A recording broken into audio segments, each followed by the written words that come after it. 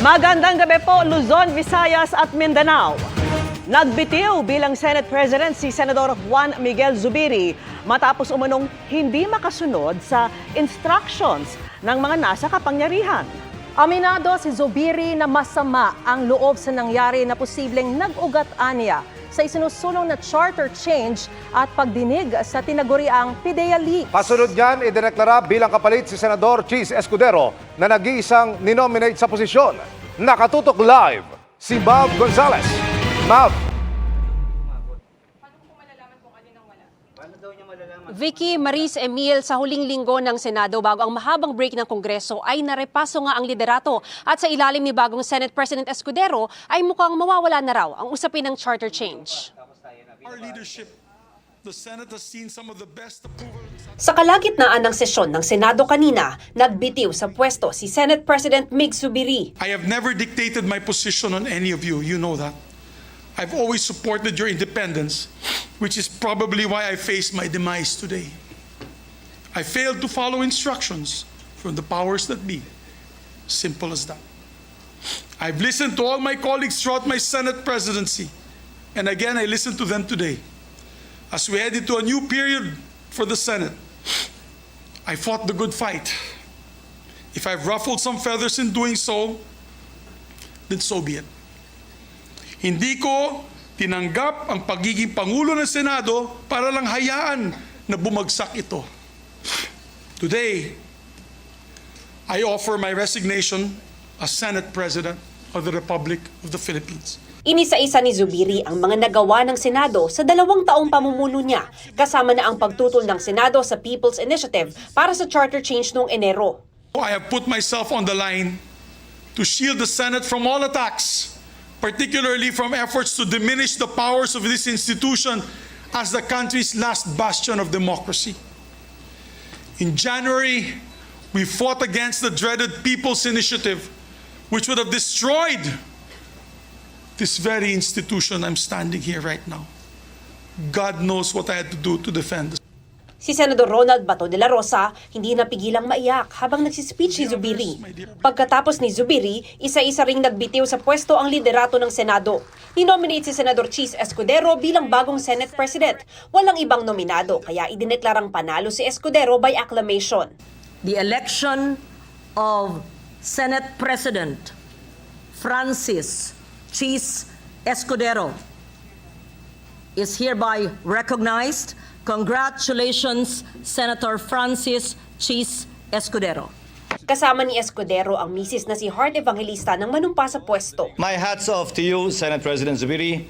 I salute you and I hope I will make you proud. Walang my team, walang your team para sa akin. Walang SP Migs, wala ring Chis para sa akin.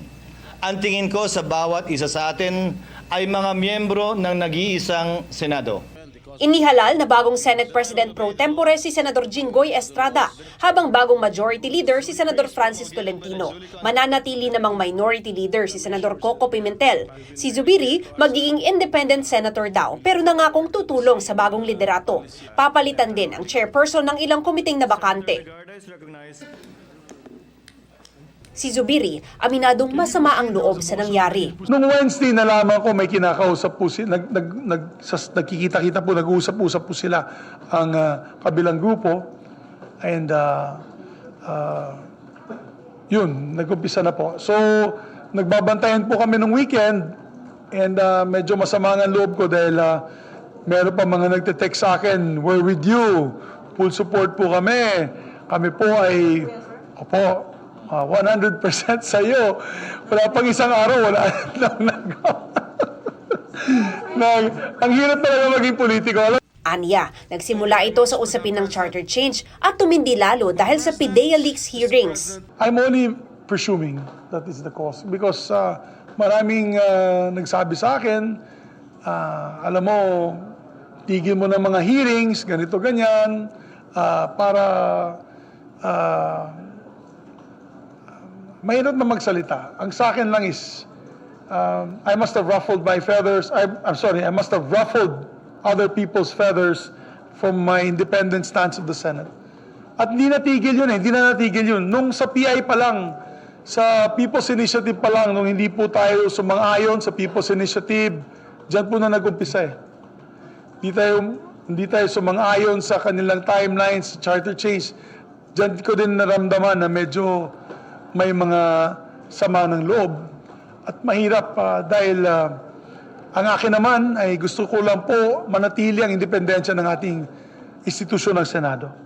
So, I saw it coming. Ngayong pinalitan na ang namumuno sa Senate Subcommittee on Constitutional Amendments, sabi ni Zubiri, Goodbye, Chacha. Nag-resign na si Sunny Escudero. Si Sunny Angara, nag-resign na po siya. Wala na, we had to cancel, or it's all canceled. Alam niyo naman si Senator Escudero, anti-Chacha. So, di ba? Openly is anti-Chacha. So, I hope the people that supported him know that. As far as we're concerned, the Chacha this week is dead. bagay na sinang-ayunan ni bagong Senate President Escudero. Sa kanyang galing, sa kanyang pasensya, sa kanyang kasipagan, sa kanyang hindi may pagkakailang pagmamahal sa bayan.